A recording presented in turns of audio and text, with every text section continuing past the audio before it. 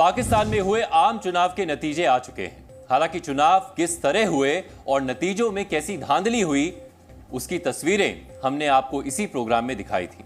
वैसे पाकिस्तान की आवाम को उम्मीद थी कि चुनाव खत्म होने के बाद देश को स्थिर सरकार मिलेगी और हालात सामान्य हो जाएंगे, लेकिन चुनाव में किसी भी राजनीतिक दल को बहुमत नहीं मिलने से अब पाकिस्तान में सियासी रायता फैल गया है। पाकिस्तान में अब चर्चा नई सरकार के गठन को लेकर है।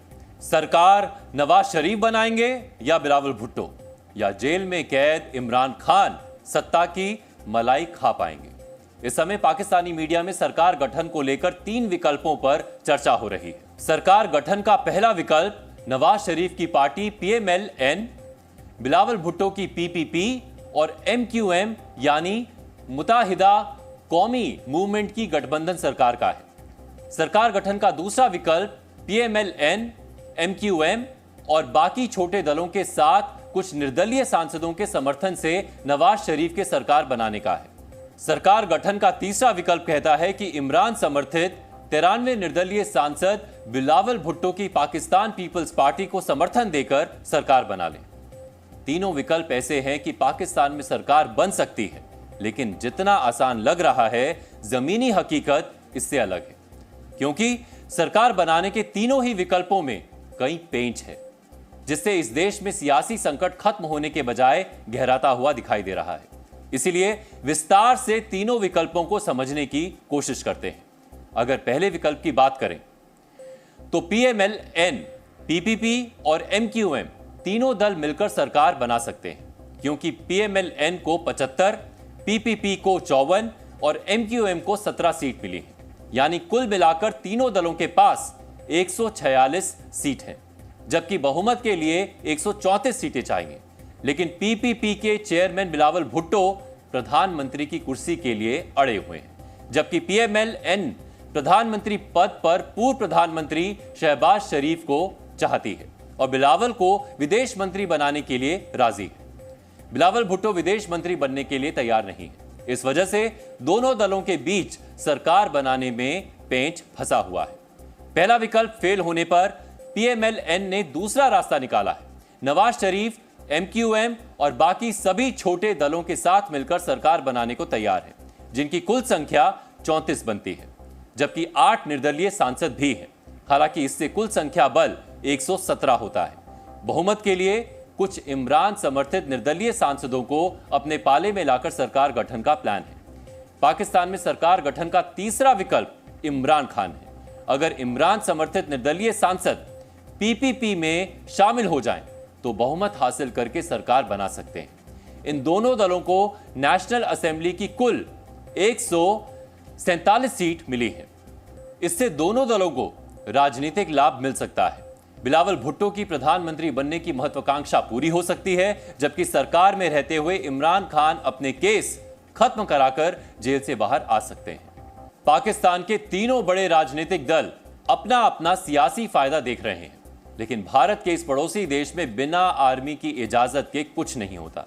ऐसे में जानकारों का मानना है कि आर्मी देश में उस दल की सरकार चाहेगी जो उसके इशारे पर काम कर सके।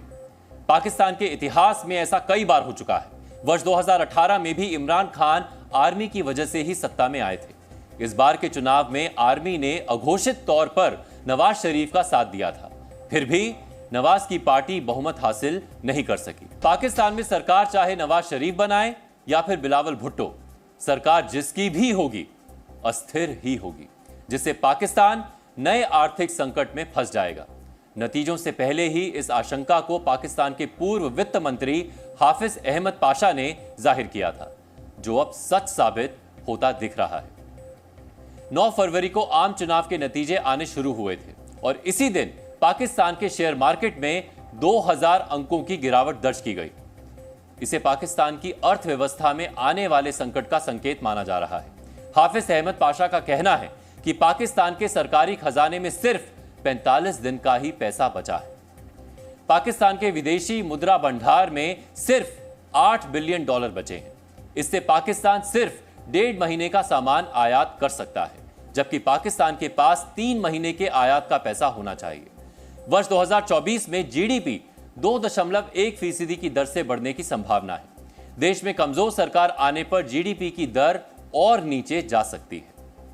पाकिस्तान में जिस तरह से किसी भी दल को बहुमत नहीं मिला है, इससे साफ जाहिर है कि जिसकी भी सरकार बनेगी वो कमजोर ही होगी। अप्रैल 2022 में जब इमरान खान को प्रधानमंत्री पद से इस्तीफा देना पड़ा था, तब पाकिस्तान में राजनीतिक संकट की वजह से 4 महीने के अंदर पाकिस्तानी करेंसी की वैल्यू 30 रुपए गिर गई थी।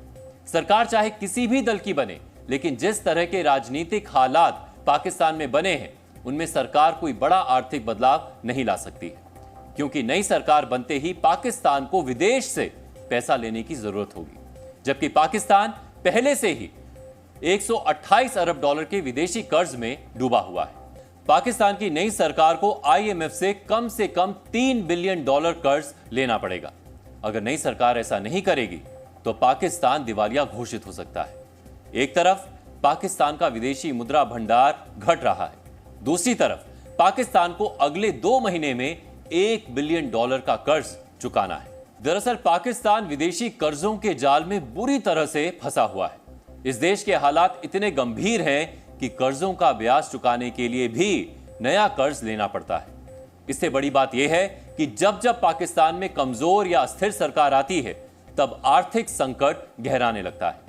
इस स्थिति में पाकिस्तान में सरकार चाहे कोई भी दल बना ले, लेकिन जिस मुश्किल दौर से पाकिस्तान की 25 करोड़ आवाम गुजर रही है, उस मुश्किल से उन्हें राहत मिलती फिलहाल दिखाई नहीं देती। जरूरत स्थायी और मजबूत सरकार की है, लेकिन पाकिस्तान की आर्मी कभी ऐसा नहीं चाहेगी।